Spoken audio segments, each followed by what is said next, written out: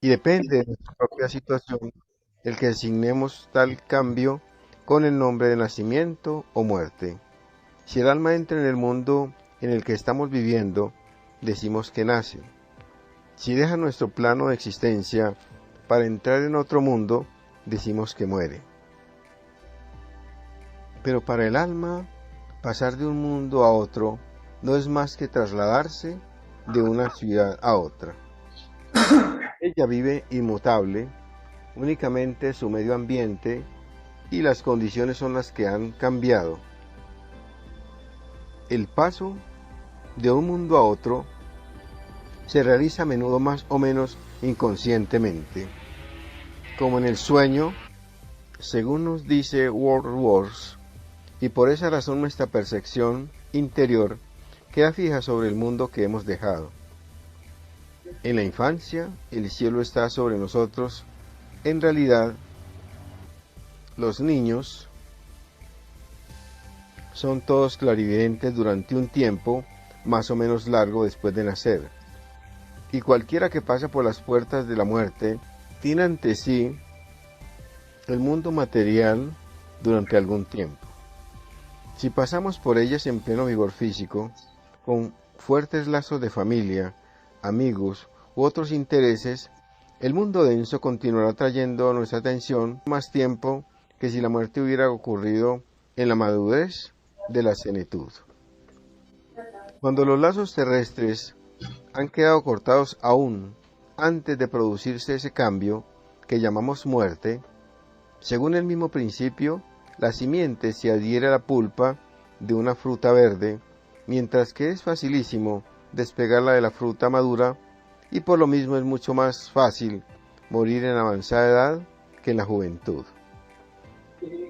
La inconsciencia que sigue generalmente al cambio de nacer o morir es debida a nuestra incapacidad para ajustar el foco instantáneamente y es semejante a la dificultad que experimentamos al pasar de una habitación oscura a un sitio bien iluminado o viceversa. En tales casos, siempre transcurre algún tiempo antes de que podamos distinguir los objetos en torno nuestro. Y así sucede con el recién nacido o con el recién muerto. Ambos tienen que ajustar su foco a las nuevas condiciones. Cuando llega el momento que marca la plenitud o completación, permítase la palabra de la vida en el mundo físico, la utilidad del cuerpo denso termina y el ego se retira de él por la cabeza, llevándose consigo la mente y el cuerpo de deseos, en la misma forma que lo hace todas las noches durante el sueño. Pero ahora el cuerpo vital es inútil, así que también se retira, y cuando el cordón plateado que une los vehículos superiores a los inferiores se rompe, ya no puede soldarse más. Recordemos que el cuerpo vital está compuesto de éter, superpuesto sobre los cuerpos densos de las plantas, del animal y del hombre durante la vida. El éter es material físico y por lo tanto pesa. La única razón por la que los hombres de ciencia no pueden pesarlo es porque son incapaces de juntar cierta cantidad para ponerlo en una balanza. Pero cuando se deja el cuerpo denso, al morir, tiene lugar una disminución de peso en todos los casos, mostrando que algo pesado, si bien invisible, ha abandonado el cuerpo en ese momento. En 1906, el Dr. McDougall de Boston pesó cierto número de personas agonizantes, poniéndolas junto con sus lechos en una balanza que después, equilibrada con pesos, se notó que el platillo que tenía los pesos bajaba súbitamente cuando los agonizantes exhalaban su último aliento.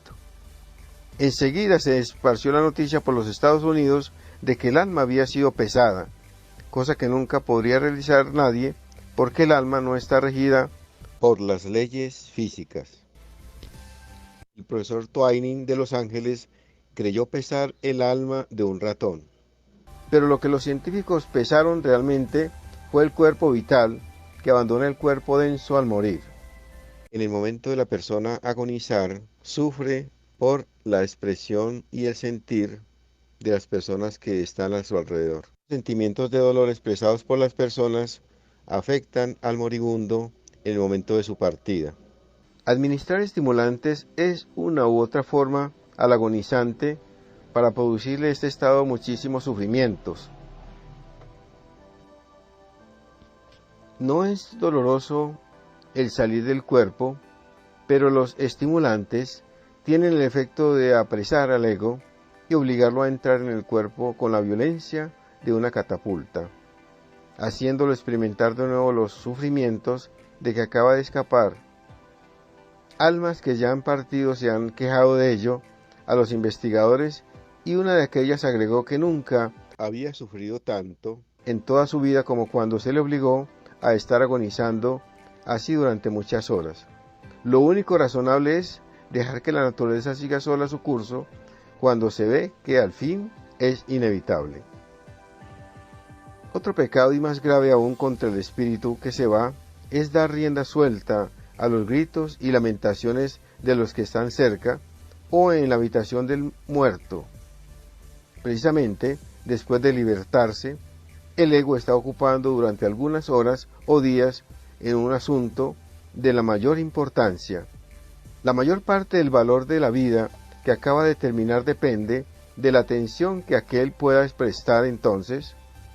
Si los sollozos o lamentaciones de sus seres queridos lo distraen, perderá mucho tiempo, como veremos, pero si se le fortalece con la oración y con el silencio, podrá liberarse de muchas tristezas en el futuro. Nunca seremos tan hermanos suyos como cuando esté pasando a través de este Getsemaní, y si lo amamos sabiamente, nos haremos acreedores a una gratitud siguiendo las instrucciones mencionadas. El hombre ha estudiado el fenómeno del nacimiento y ha creado una ciencia del nacer.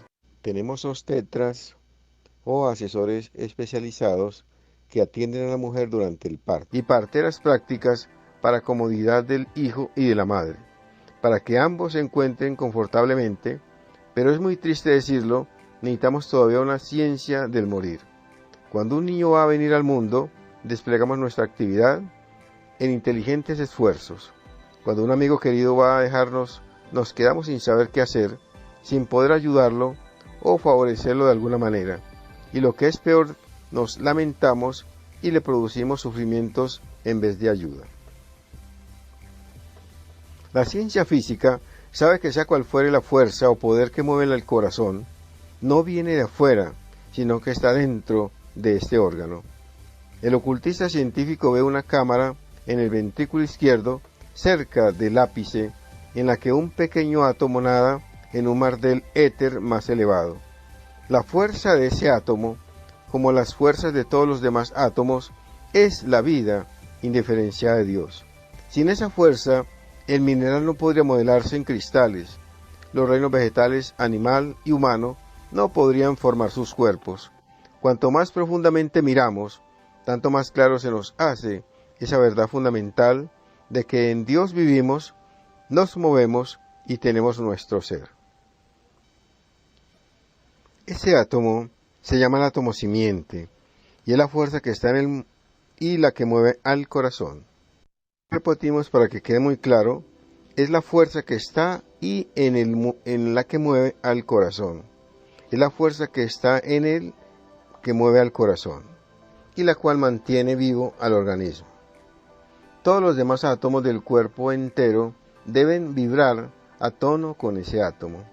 Las fuerzas del átomo simiente han sido inmateriales en todos los cuerpos densos poseídos por el ego particular a quien pertenecen. Sobre esa plástica tablilla que están inscritas todas las experiencias del ego en todas sus vidas. Cuando volvamos a Dios, cuando todos nosotros nos hayamos convertido en uno con Dios, una vez más, esos registros, que son especialmente los recuerdos de Dios, subsistirán aún, y de esta manera entenderemos y retendremos toda nuestra individualidad. Nuestras experiencias las transmutamos, como se escribirá en facultades. El mal se transmuta en bien, y el bien lo retendremos como poder para un bien mejor. Pero el registro de las experiencias es de Dios, y están en Dios, en el más íntimo sentido de la palabra. El cordón plateado que une los vehículos superiores a los inferiores terminan en el átomo simiente en el corazón. Cuando la vida material llega a su fin, en forma natural, las fuerzas del átomo simiente se retiran pasando por el nervio neumogástrico, la parte posterior de la cabeza y por el cordón plateado, junto con los demás vehículos. Su ruptura en el corazón marca la muerte física, pero si el cordón plateado no se rompe enseguida, pues en algunos casos subsiste durante varios días. El cuerpo vital es el vehículo de la percepción sensorial y como quiera que permanece con el cuerpo de sensación y el cordón etérico los conectan aún con el abandonado cuerpo denso. Es evidente que hasta que el cordón se corte, debe haber cierta sensación que puede experimentar el ego posiblemente si se molesta su cuerpo denso. De esta manera se le puede producir dolor al extraerle la sangre o al inyectarle fluidos para embalsamarlo, cuando se abre el cuerpo para la autopsia o cuando se lo quema. El autor conoce un caso en el que un cirujano amputó 3 dedos a una persona viva anestesiada. Luego arrojó los dedos cortados al fuego e inmediatamente el paciente comenzó a sentir un escozor debido a que la rápida desintegración de los dedos materiales produjo una desintegración igualmente rápida de los dedos etéricos que los conectaban a los vehículos superiores. De la misma manera, cualquier otra molestia afecta al espíritu desencarnado desde pocas horas hasta 3 días y medio después de la muerte. Entonces se corta toda conexión y el cuerpo comienza a desintegrarse. Por lo tanto, hay que tener un sumo cuidado de no producir molestias al espíritu, haciéndole tales cosas.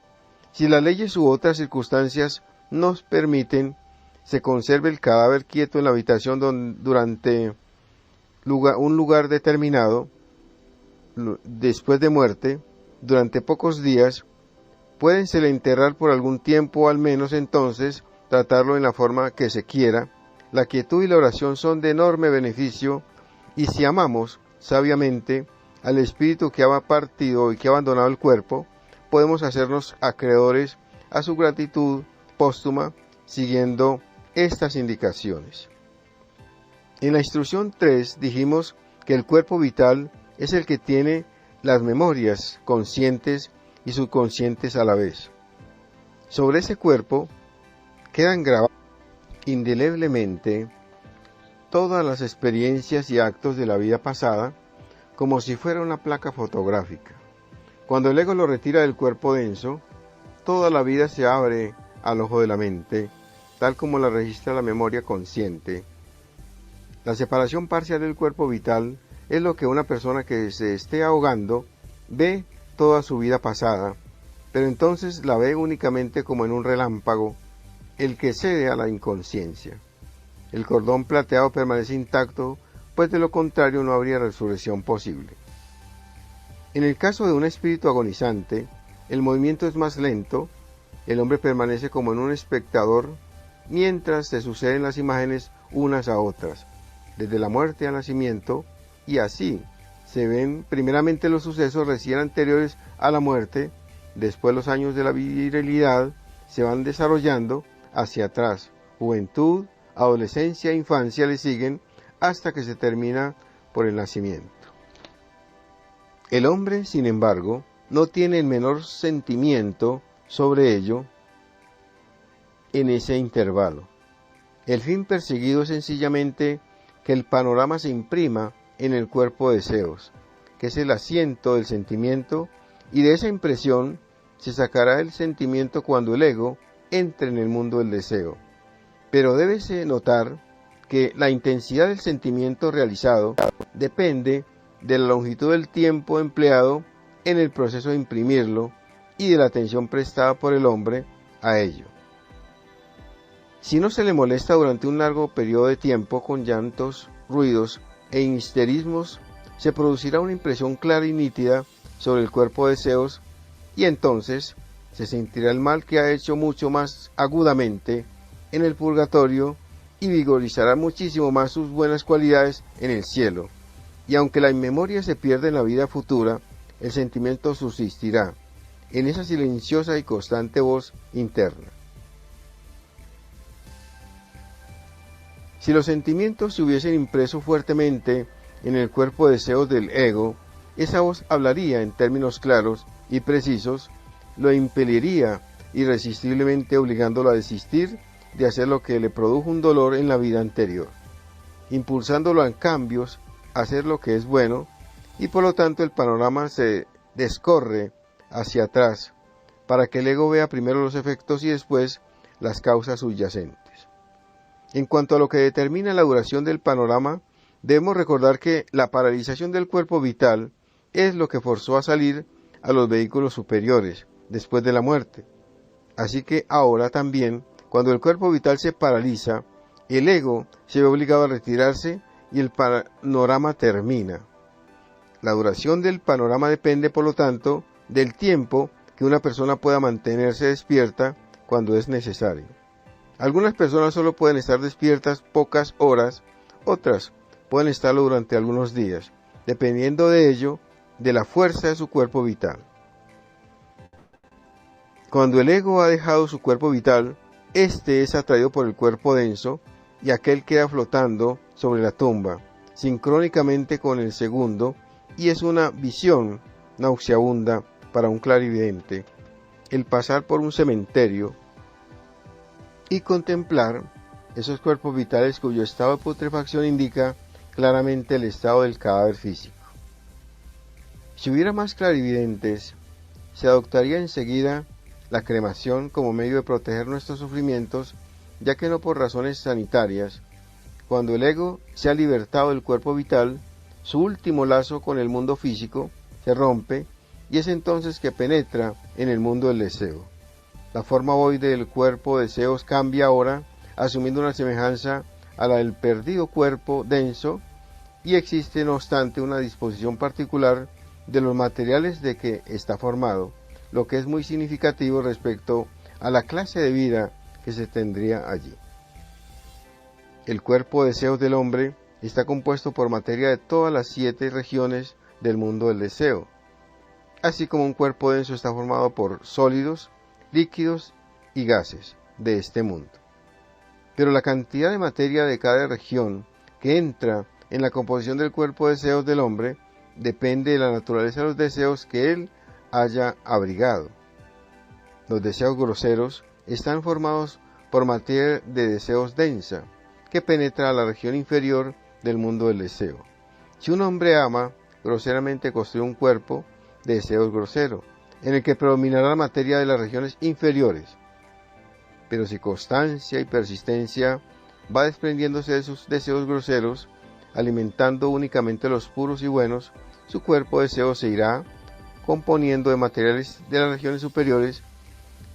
Actualmente no hay ningún hombre que sea completamente malo, pero hay cierta diferencia en nuestros cuerpos de deseos.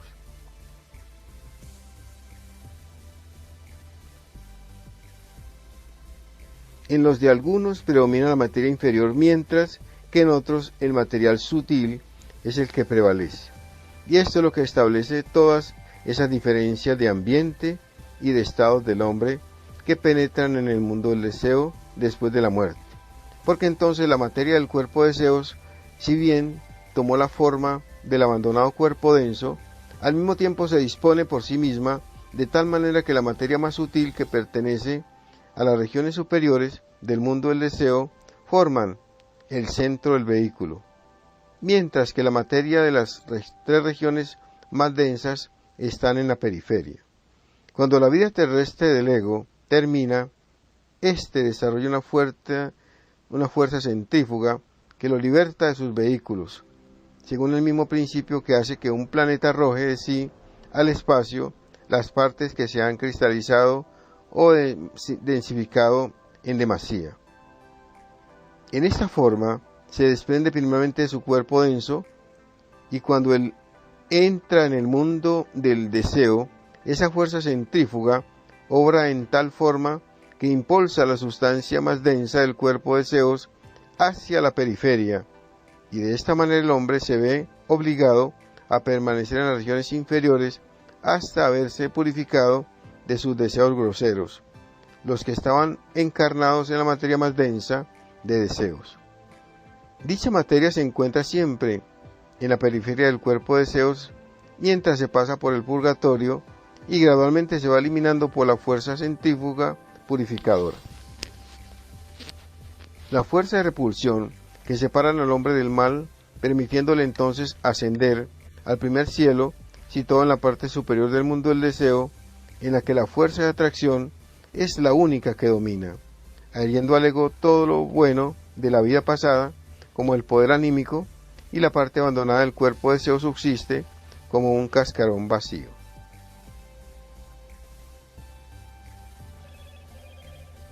Cuando el ego ha dejado su cuerpo denso, éste muere rápidamente. La materia física queda inerte desde el momento en que se le priva de su energía estimulante y vivificadora y se disuelve como forma. No sucede así con la materia del mundo del deseo. Una vez que se le ha comunicado vida, esa energía subsistirá durante algún tiempo considerable después de haber cesado el influjo vivificante, dependiendo su duración del poder de aquel influjo. El resultado es que después que el ego ha abandonado esas cáscaras, éstas subsisten durante un tiempo más o menos largo. Viven una vida independiente, y si el ego al que pertenecían era muy dado a deseos mundanos, o murió en la flor de la vida, con intensas e insatisfechas ambiciones, el cascarón sin alma muy a menudo hace esfuerzos desesperados para volver al mundo físico, y muchos de los fenómenos de las sensaciones espiritistas son debidas a esos cascarones. De las sesiones espiritistas son debidas a esos cascarones. El hecho de que las comunicaciones recibidas de muchos llamados de esos espíritus carezcan de sentido explica fácilmente la cosa si tenemos en cuenta que no son espíritus absolutamente, sino únicamente parte sin alma de las vestiduras del espíritu que se ha ido. Tiene memoria de la vida pasada debido al panorama que en esos cascarones imprimió durante y después de la muerte. Y eso les permite a veces imponerse a la familia del difunto, relatándoles incidentes solo de ella conocidos. Pero el hecho de que no son más que un vestido gastado del ego, dotado de vida independiente durante algún tiempo. Esa es la razón real de lo que está ocurriendo. Vamos a continuar con la disertación del maestro frente al tema. Nuestro maestro Ragozzini nos habla frente al tema de la siguiente forma. Estas son las diferentes denominaciones para esa energía, la energía de movimiento o la energía de acción. Inicia el señor Heindel su maravilloso discurso sobre el tema tan complejo y tan difícil. Estas son cuestiones enteramente relativas para la mente, son ayudas porque en realidad de verdad vivimos en dos mundos, el mundo de la forma y el mundo del sentido. De tal suerte que cuando nosotros dejamos el mundo de la forma, no es que estemos desposeyéndonos del cuerpo emocional, del mundo de la forma, es exactamente el mismo y es una prolongación. No existe entonces, según la muerte, es simplemente un cambio de estado. Así como no somos distintos por dejar este pantalón y este saco, así tampoco somos distintos por dejar el cuerpo denso y seguir en ese proceso del cuerpo vital, que es demasiado corto, después de verificar la desencarnación del ego, que es en esencia la misma vida. Dura unos 36 horas y por eso durante ese tiempo no debe verificarse jamás la cremación de los cadáveres porque se molesta al ego y se le fastidia con su retroversión de las experiencias de la vida. Comúnmente la mayoría de las gentes que desencarnan dentro de un ritmo natural, lo que pasa es que ellos también durante un tiempo determinado hacen la retrospección. Y muchas gentes han tenido la ventaja de poder observar la retrospección de un ego, haya o no ejecutado este acto experimental y científico, como el estudiante de las leyes eternas, no, sino simplemente en la vida habitual común y corriente. Nosotros no sabemos sobre el ejercicio retrospectivo y es muy difícil hacerlo. Voy a decirles evidentemente cómo se elimina la existencia purgatorial al tránsito de pasar de una experiencia a cualquiera.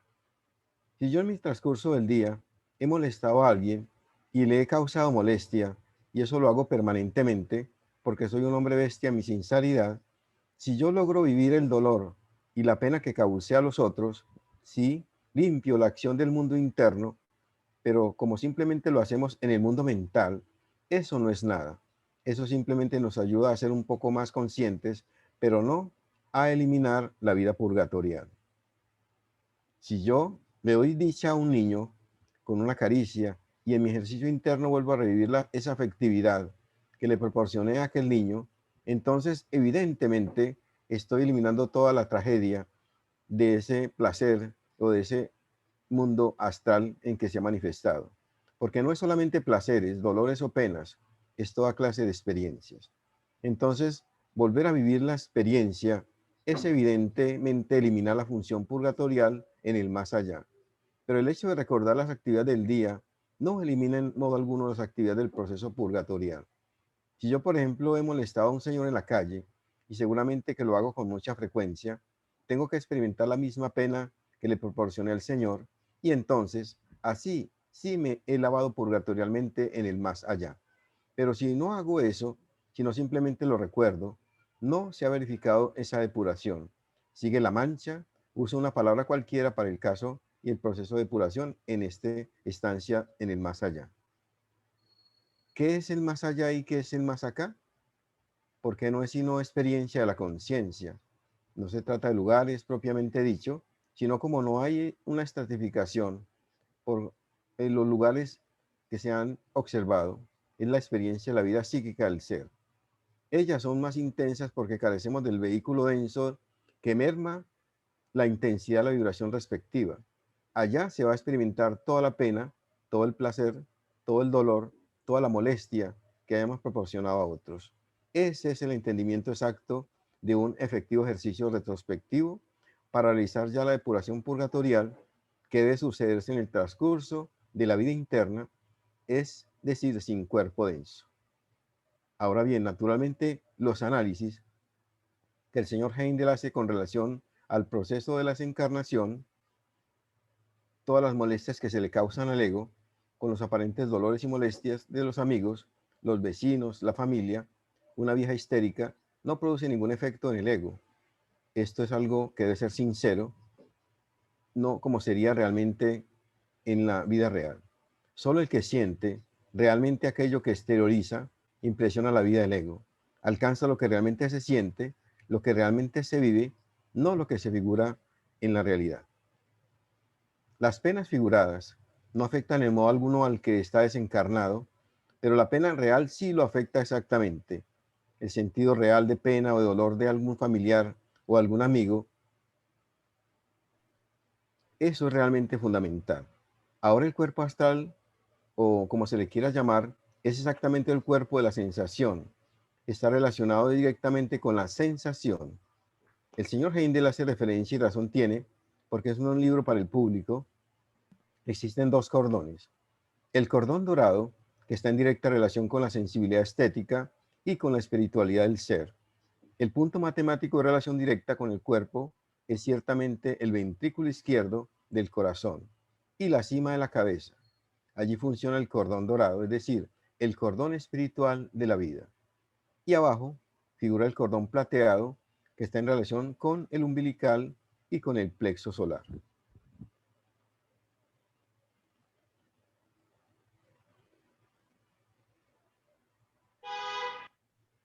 De tal suerte que el cordón plateado está en relación con las emociones, mientras el cordón dorado está en relación y sentido con la sensación, con los sentimientos místicos. El cordón dorado es de carácter crístico y el cordón plateado es de carácter jehovístico. Heindel la hace referencia solamente al cordón plateado y lo refiere como si estuviera vinculado al átomo simiente del vórtice del corazón y a la cima de la cabeza. Ahí es donde está el cordón dorado. En los adeptos ya ha sido eliminado por superación y sublimación el cordón plateado y no existe sino el cordón dorado. En nosotros existe más el plateado que el cordón dorado. porque no hemos desarrollado suficiente sensibilidad crística para amar a todos los seres sin diferencia. Ojalá pudiéramos actuar solamente en el cordón dorado, que estuviéramos solamente en la conciencia y en la sensibilidad. Entonces seríamos en el mejor de los caminos y seríamos iniciados. Realmente, si hubiéramos transmutado toda la energía del cordón plateado, que está vinculado al punto matemático del umbilical y el plexo solar, ese sería el camino real de nuestro desarrollo espiritual. Por eso la tragedia nuestra está en la vibración del cordón plateado, y las brujas y demás seres que se desdoblan lo hacen a través del cordón plateado.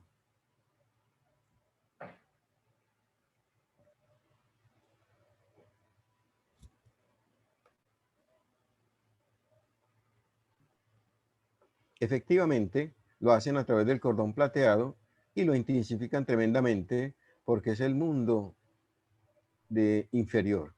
Es el mundo inferior del famoso cuerpo de deseos del señor Heindel o de los alemanes. El alma protea, el alma del eterno movimiento, y esa es la cuestión. La una es una vida espiritual y la otra es una vida emocional. La vida emocional está en directa relación con el cordón plateado y la vida anímica espiritual está en directa relación con el cordón dorado. Los adeptos, como digo, han transmutado totalmente el cordón plateado y no existe en ellos sino el cordón dorado. En nosotros existe más el cordón plateado que el dorado. Y entre más pasionales seamos, peor es la situación. Es el alma animal la del cordón plateado y el alma espiritual es la del cordón dorado. Así que nosotros en el mundo interno vamos a depurar todos nuestros estados emocionales, vamos a desprendernos de aquellas vibraciones ordinarias de la vida para en otra encarnación traer una suficiente experiencia y actuar en una forma más espiritual. Pero el trabajo es arduo y difícil. También se refiere el señor Heindel al caso del espiritista, pero hay que diferenciar entre un espiritista evocador de entes y un medium. El medium tiene su sensibilidad localizada en el cordón plateado y puede traer experiencias y puede quitar vitalidad y puede mover objetos y todas esas cosas haciendo uso de la energía radicada del cordón entre el umbilical y el plexo solar.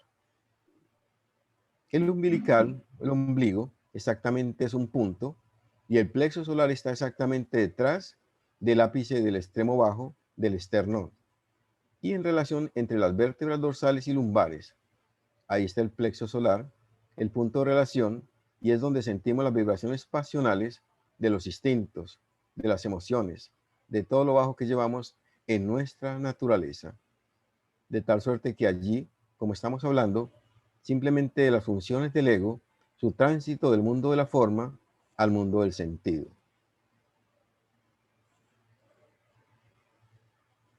La desencarnación de un adicto sería totalmente diferente de la desencarnación de uno de nosotros, porque nosotros vamos a pasar sencillamente por las capas más graves, más pesadas, más densas del mundo astral, o como ustedes quieran llamarlo. Escribí estas palabras para que ustedes en sus lecturas se orienten debidamente. También en sánscrito se llama kama, es el mundo del deseo, y así en cada idioma. Recibe diferentes nombres. Son cosas de una importancia incalculable. Así que el espiritista que evoca es una cosa y el medium que sirve para evocar y que el espiritista cree que el espíritu viene y se mete de cabeza en el medium, le habla y le responde, esas son puras tonterías. Solamente las imágenes afectan la parte emocional del medium y el medium dice lo que le parece bien, emocional e involuntariamente. A través del espiritismo, como dice un libro muy inteligente, no se ha logrado mucha cosa, o curar en el caso, en esas son puras fantasías y no tienen importancia. Allí no actúa el ego, allí actúan las vibraciones del cuerpo emocional inferior.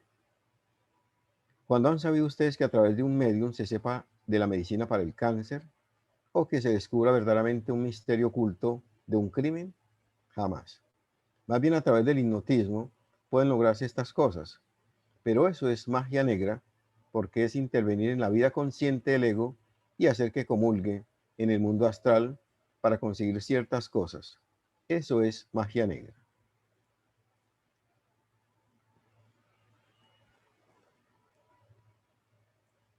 Hay una falla, pero es natural entre nosotros que el pensar que solo el ejercicio mental de recordar lo que hemos hecho diariamente nos libra de la función purgatorial. No. Vuelvo a repetirlo porque es de trascendencia. Si nosotros lográramos revivir la conciencia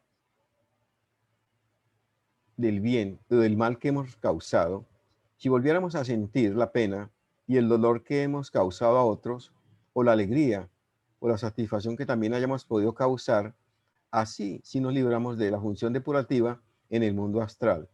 Es muy importante. Pero hay una cuestión que es necesario desde todo punto de vista enfatizar. El mundo astral es la energía que produce el movimiento. No hay actividad alguna que no esté en directa relación con el mundo astral, porque es la energía cósmica de la acción en la naturaleza de los seres vivientes. De tal suerte que llamarle malo o llamarle bueno son puras tonterías de la mente humana. Es el uso que hagamos de ella, es el uso que hagamos de la energía astral. Un místico que levita su cuerpo por la acción mística está usando la energía del cuerpo astral porque es la energía de movimiento, pero la está usando con la esfera superior, es decir, con el cordón dorado. Pero es también astral. Estas son cosas que se deben aclarar. Se Y dice que los elementales, incluyendo los no factores que señor, faltan. No se sabe cuáles faltan. los elementarios son las creaciones nuestras, No te dejen pero tratar no de entenderme. los elementales.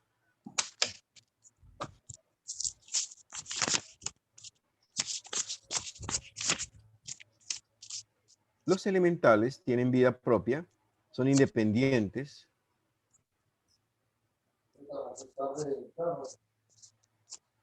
obedecen al ego de Jehová y trabajan en las operaciones de la naturaleza. No permanece lleno.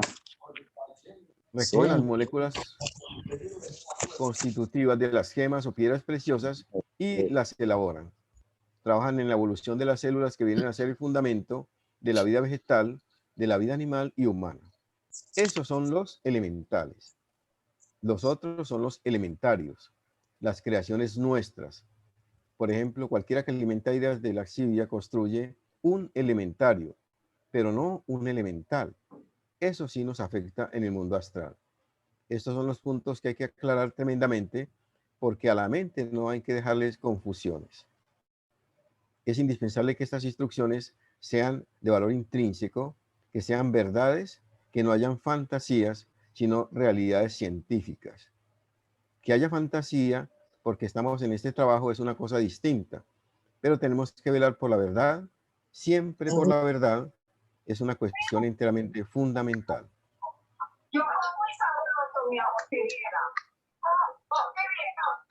Entonces, estos dos puntos, vuelvo a revisarlos. La acción retrospectiva de la mente no realiza en modo alguno la depuración que debe verificarse en el mundo astral, después de desencarnados.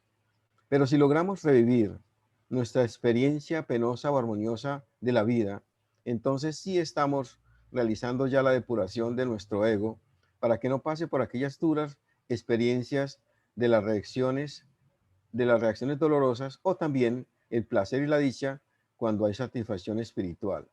Este es el mundo astral y este es el mundo de la acción. Cuando yo muevo este par de manos, estoy usando la energía astral. Estas manos que ustedes ven son del cuerpo denso, están interpenetradas por el cuerpo vital, que es el mediador entre el cuerpo emocional o astral y que es la acción para ejecutar este movimiento. Mi lenguaje y mi observación de verlos así o asá, todo eso obedece a aquella energía. Estamos mirando aquella energía de una forma demasiado trivial cuando es el movimiento eterno. Es el poder del cosmos en movimiento el que nosotros podamos relativamente usar para nuestras acciones. Eso existe en la parte puramente espiritual, en el cordón dorado, y en la parte puramente emocional, en el cordón plateado. Ahora, si tenemos un conocimiento riguroso de lo que significan aquellas cosas, hoy, ahora hay una fluctuación en determinado momento que son muy curiosas. Y podría mencionar el caso de una hermana muy noble que pasó a los mundos astrales. Ella era sentimental. En este juego de sentimentalismos hay una mezcla de vibraciones del cordón dorado y el plateado, por lo que la identidad estaba arriba y era una tontería emocional que estaba abajo. Y así nos sucede a nosotros frecuentemente. Es algo tremendo.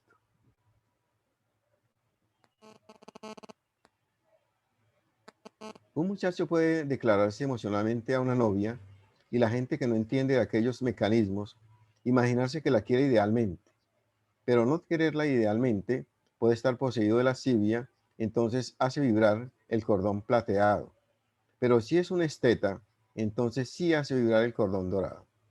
Es muy difícil eso, pero tenemos que establecer conciencia en nosotros mismos. Siempre me he entretenido muchas veces en decir que uno de los entrenamientos más grandes del esoterista es saber en cada momento en qué vehículo está actuando. Si está actuando en el emocional, en el mental, en el imaginal, en el sensorial, en la conciencia o donde estamos en cada momento de la vida. Es muy difícil, pero ese es el trabajo para el ser humano.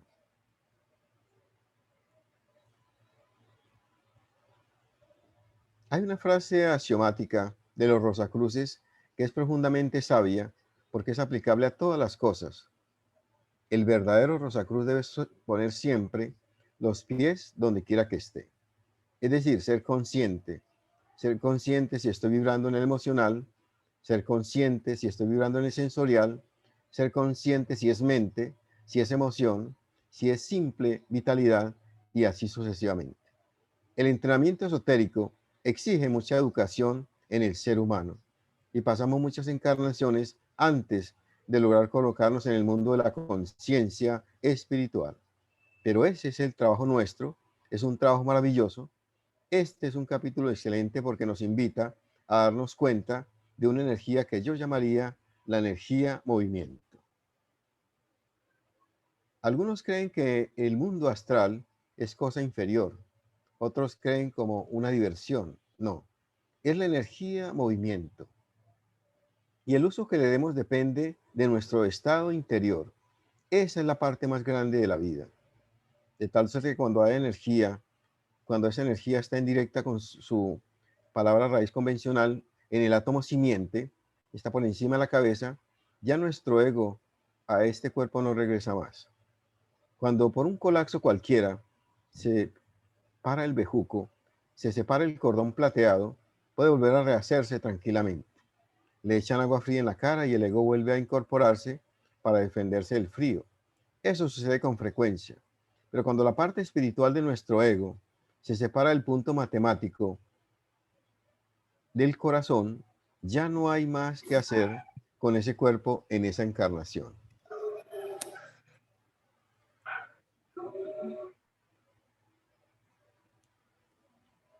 Es muy difícil para nosotros hacer de nuestra vida algo verdaderamente espiritual, pero debemos estar siempre atentos a que esos hechos espirituales se cumplan. Este capítulo del señor Heindel ha sido una verdadera maravilla porque nos ha permitido explicar sobre muchos puntos que en otras circunstancias no sería siquiera conveniente ni adecuado. Vuelvo a enfatizar los defectos por cosas de estudio. Los elementales no tienen nada que ver con ese proceso. Son los elementarios, creaciones nuestras en el mundo emocional o mental. Si supiéramos hacer el ejercicio retrospectivo, pasando voluntariamente por la experiencia de los males o bienes que hemos causado cada día, sí estaríamos jugando o jugando, en el caso de las lavanderas, la posible experiencia del mundo emocional en la vida interna. Así sí nos estaríamos depurando. Esos estados, como nos muestra la imagen, se habla de la ansiedad, el amor, la depresión, el desprecio, el orgullo, el pudor, la envidia, como un ejemplo de este proceso.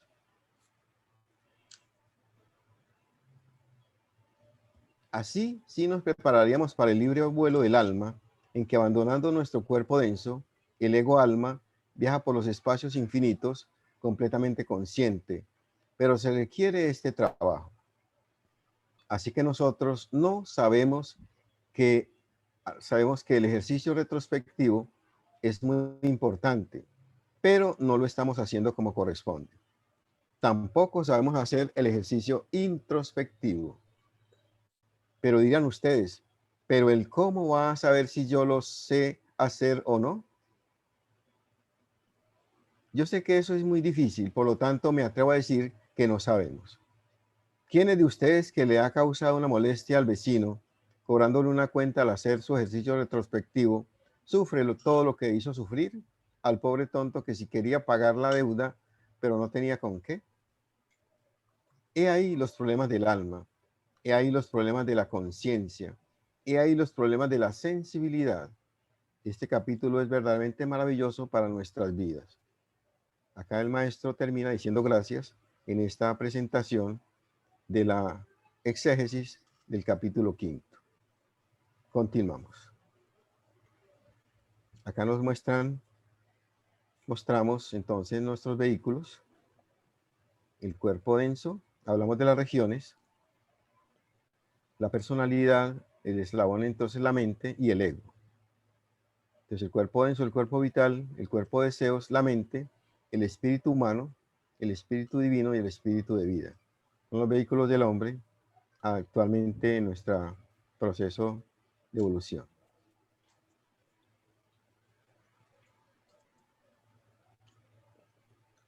Acá mostramos en esta imagen también el espíritu divino, el espíritu de vida, la parte de nuestro ego, que es la individualidad, el cuerpo de deseos, el cuerpo vital y el cuerpo físico. Pasamos entonces en nuestro tema a la parte final.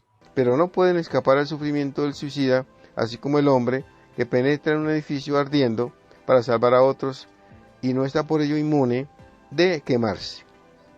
La víctima del asesino se libra de ese sufrimiento porque se queda en estado comatoso, por regla general, hasta el tiempo en el que la muerte natural debió ocurrir, y se tiene cuidado de ella en este respecto, así como de las víctimas de los llamados accidentes. Pero estas últimas tienen conciencia inmediata o poco después de su muerte. Si el asesino es ejecutado entre el tiempo en el que ocurrió el asesinato y el momento en el que su víctima debió morir naturalmente, el cuerpo de deseos en estado comatoso de la última es atraído magnéticamente hacia su matador, siguiéndolo donde quiera que éste vaya sin un momento de respiro. La escena del asesinato está siempre ante él, produciéndole sufrimientos y angustias indecibles que inevitablemente acompañan a esta representación incesante de su crimen y con todos sus horrendos detalles. Y este estado de cosas continúa durante un intervalo correspondiente al periodo de la vida de que privó a su víctima. Si el asesino se ha librado de la horca, de manera que la víctima ha pasado más allá del purgatorio, antes de que aquel muera, el cascarón de su víctima subsiste para jugar la parte de Némesis en el drama del crimen revivido. De esta manera, queda el ego purgado de todos los males por la acción impersonal de la ley de consecuencia y queda preparado para entrar en el cielo y fortalecerse en el bien, tal como se ha debilitado en el mal. Ya para finalizar, expresamos lo que decía Roger Bacon: es necesario que el cuerpo se haga espíritu y que el espíritu se haga cuerpo.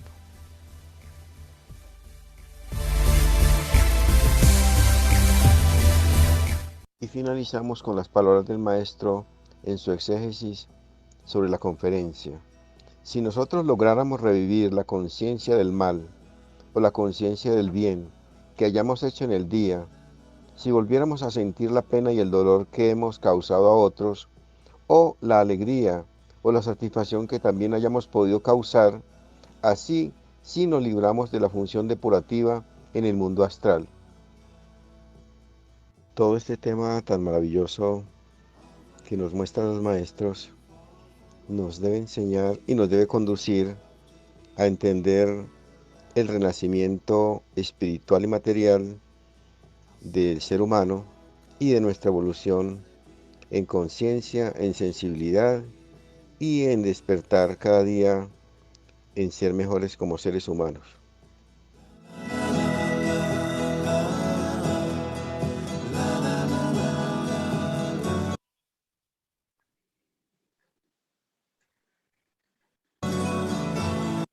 Como nos dice en esta frase final el maestro, hemos venido a actualizar conciencia y a cultivar la divina sensibilidad del alma, que realmente lo que hace vivirnos al ser humano. La finalidad del ser humano es volverse autoconsciente de la vida y desarrollar la divina sensibilidad, que es lo que realmente nos diviniza y nos hace realmente humanos. Israel Rojas Romero. Para concluir entonces, hermanos, esta charla, para los asistentes, les agradezco su paciencia, la espera pues en toda esta temática tan maravillosa que se está presentando, y la conferencia pues es una intención más de nuestra querida Escuela y Fraternidad Rosa Cruz por mostrar y por también difundir esos ideales maravillosos de nuestro maestro Israel Rojas Romero acá en Colombia, nuestra bella capital donde vivió tantos años.